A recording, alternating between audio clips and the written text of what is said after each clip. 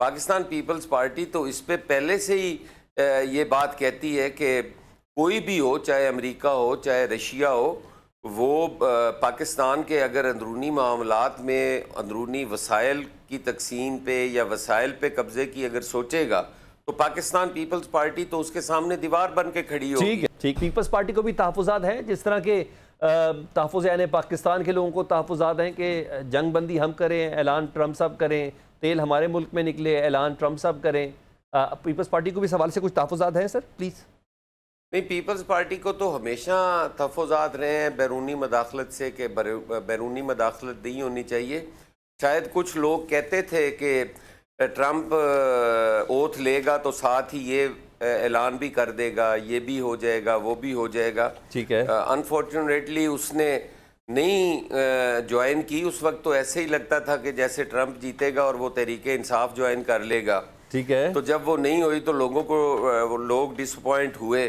Pakistan Peoples party تو اس پہ پہلے سے ہی یہ بات کہتی ہے کہ کوئی بھی ہو، چاہے امریکہ ہو چاہے رشیا ہو، وہ پاکستان کے اگر اندرونی معاملات میں اندرونی وسائل کی تقسیم پہ یا وسائل پہ قبضے کی اگر سوچے گا تو پاکستان پیپلز پارٹی تو اس کے سامنے دیوار بن کے کھڑی ہوگی۔ ٹھیک ہے، ٹھیک۔ صاحب، پاکستان پیپلز پارٹی، نون لیگ، ہم نے دیکھا ان کی لیڈرشپ پر مشکلات آئیں، لیکن کوئی نہ کوئی راستہ نکلا ہے۔ میں ایک لمبی تفصیل ہے، مجھے سب بھٹو صاحب کے بعد محترمہ بے نظیر بھٹو، پھر زرداری صاحب، اینٹ سے اینٹ بجانا، پھر تمام چیزوں سے بہت سی چیزیں آ چکی ہیں اس کے اندر۔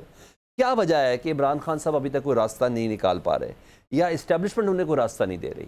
آپ کو کیا لگتا ہے سر؟ دیکھیں، میں یہ سمجھتا ہوں کہ ہمیں چیزوں کو سمجھنے کی ضرورت ہے۔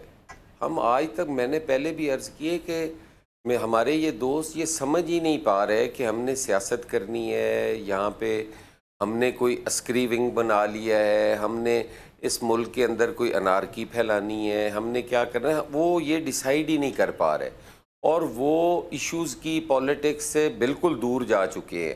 اب ان کا یک نکاتی ایجنڈا ہے کہ ہمارا لیڈر جو ہے ان کو رہا کیا جائے۔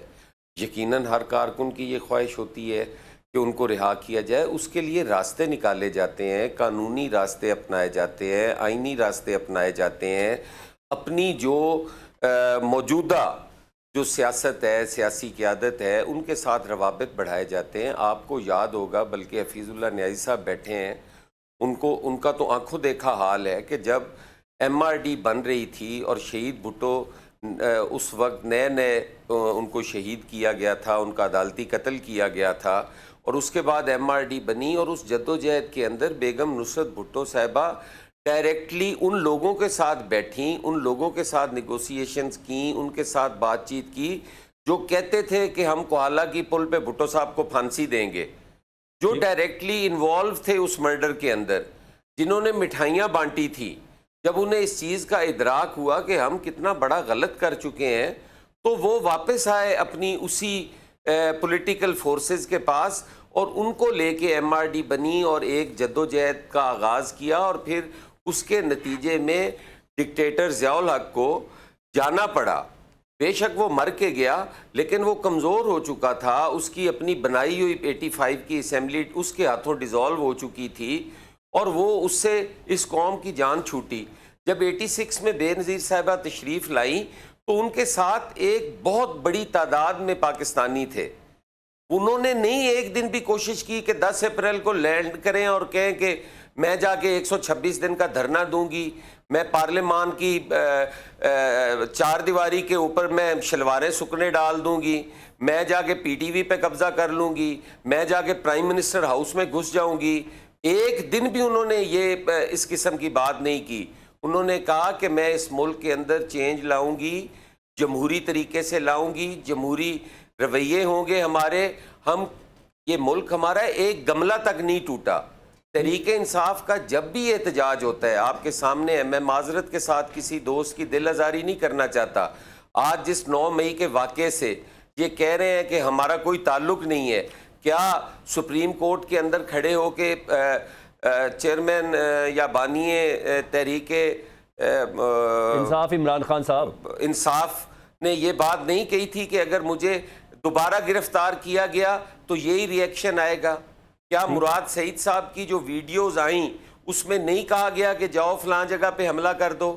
جو ڈاکٹر یاسمین راشد صاحبہ کی ویڈیوز آئیں کیا ان میں نہیں کہا گیا؟